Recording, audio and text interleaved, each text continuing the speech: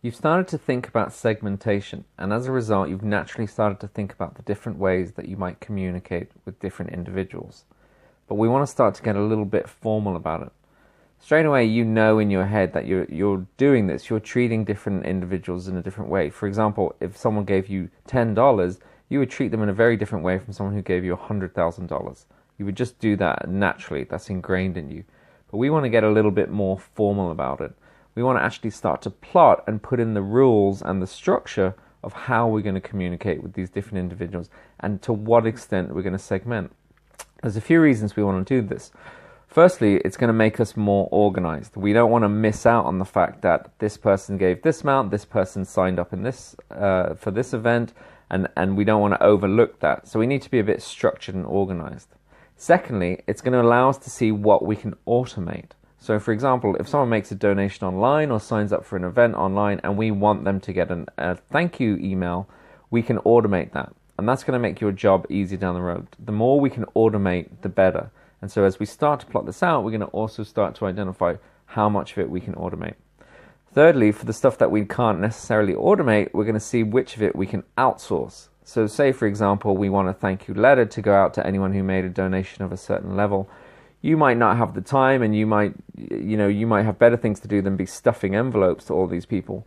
But if you start to recruit interns, volunteers, or if you have staff, then you'll be able to identify the jobs on this where you're comfortable handing that over to someone. And the more stuff that you can hand over, the better, because it allows you to focus on the higher value actions. So in your resources, in your downloads, I've provided a supported journey template. Now, this is the kind of thing that I would use with clients and when I work in my own nonprofits.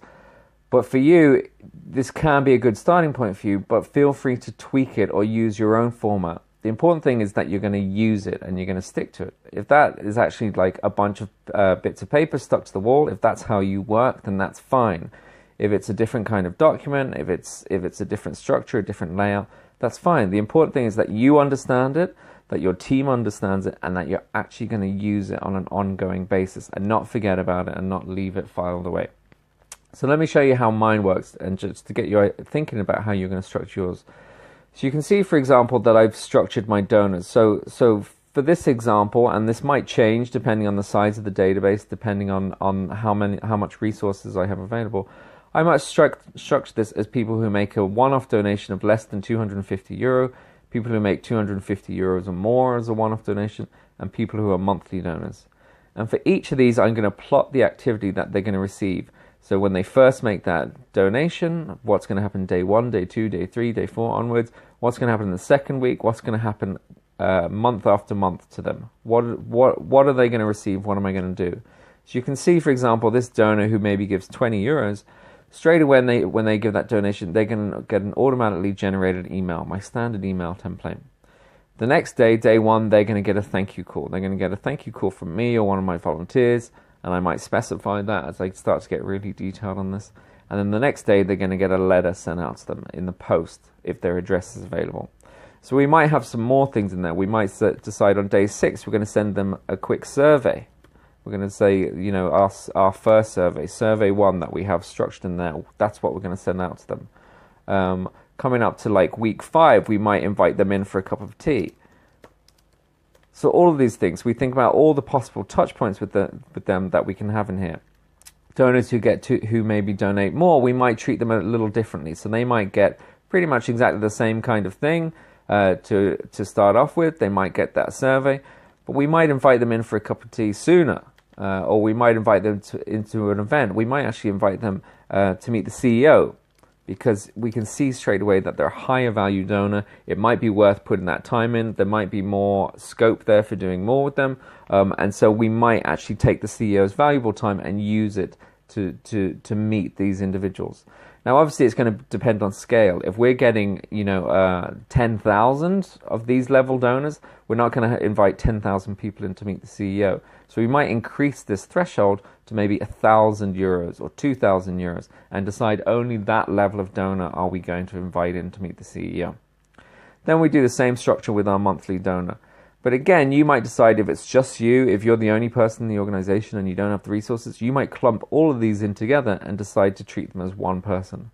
Obviously, there's some neglect there because you're treating people who give $10 in the same way you're treating people who give $10,000, and that's not ideal. But it's obviously we want to do what you can do. If it's only you only have a limited amount of time, then that's fine. But think about prioritizing what you can for a different level of donors and how important they are for you based on value. Likewise, we might split up our fundraisers. So we might have people who sign up to do events for us online, people who sign up to do them offline. We're obviously going to treat those slightly different. The people who want paper sponsorship cards versus the people who want to set up fundraising pages. To what level are we going to check in with them? What else are we going to provide to them? I'm going to share with you as well some examples of how we can interact and what we can offer these people as we communicate with them. Our sponsors, so the people who sponsor our fundraisers, how do we treat them? Obviously, they're not necessarily interested in our cause, in our work at all. They're more passionate about their friends and family who they're actually sponsoring. But there's still an opportunity for us, if data protection allows us, there's an opportunity for us to try and win them over, to try and share a bit more about our organization, and to try and convince them to come across to us and maybe turn into donors or fundraisers themselves. I've also got a column here for raffle entrants. People who just subscribe to your email list, there's not necessarily any immediate value from them. What are we going to send to them? How do we treat them? Anyone who attains training, our lapsed donors, our lapsed fundraisers, so people who've cancelled. And you can add in any level of columns here you want. So if you find yourself with other segmentations, so you might put in beneficiaries, so people who've adopted puppies through your organization, people who've adopted cats, people who have invited you into their school to speak. So all of these different segments, you want to try and plot out the journey that they're going to receive. And what are they going to receive day 1, day 2, week 2, week 3, week 4, week 3, month 3, month 4, and ongoing. So that's the welcome journey. That's the initial stages when they first make contact, and that's great. But we also want to plan what people are going to receive in the day-to-day as they stay with us for years. So people are going to fall into essentially a regular calendar comms cycle, a communication cycle. And the way that I plot this, and again, you can customize it based on what you would prefer to do, is looking something like this. So I would plot it out as my calendar year. So calendar week 1, calendar week 2, calendar week 3. I have the months there as an idea. And I would do this for every, as I'm coming up to every new year, I would plot this out. So what is a regular person on my mailing list going to receive? And so are they going to receive it by telephone, post, or email? And what is the communication they're going to receive? So I can see in the 3rd week of the year, they're going to get a thank you email, letter, and telephone call. I can see in the 6th week of the year, they're going to get a newsletter. And I can see in the 9th week of the year, they're going to get an appeal, again by email, post, and telephone. We might say here that we suppress our major donors. So we might suppress our major donors or our monthly donors because we already feel like they're doing enough for us. We don't want to jeopardize that, and so actually we want to maybe communicate with them a bit more directly. We don't want them to receive our generic appeal. So again, we fill up the details of all of these, of what do we want them to get week by week.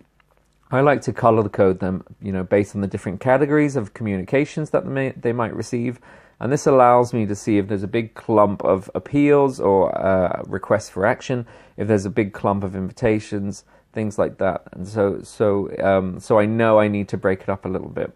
I mean, essentially, you could ask people as much as you want, and we'll talk about that. You can ask people to do lots, as long as it's mixed together with lots of love, lots of thank you, with information, with invitations, with a chance for them to share their voice through feedback and surveys. So we want to vary this up. We want to go through this communication cycle and mix up the types of communications we're sending to them. And we'll talk a little bit more about that in other lectures. But essentially, we're getting this plan together so that us, our team, our staff, our volunteers, our board, our CEO, they know what people are going to receive. And we have it plotted out for the year. And so we're not scrambling to think every day, what do we send out? But we actually know this level of communication that's going out. We can plot it, we can start to automate as much as possible, and we can outsource to our team or to suppliers or to whoever we're able to reduce the level of work we're going to do. And yet still from the supporter, from the donor's point of view, they're receiving a steady stream of mixed, varied, interesting stuff, and they're still being prompted to donate money. And we're still raising money because of that.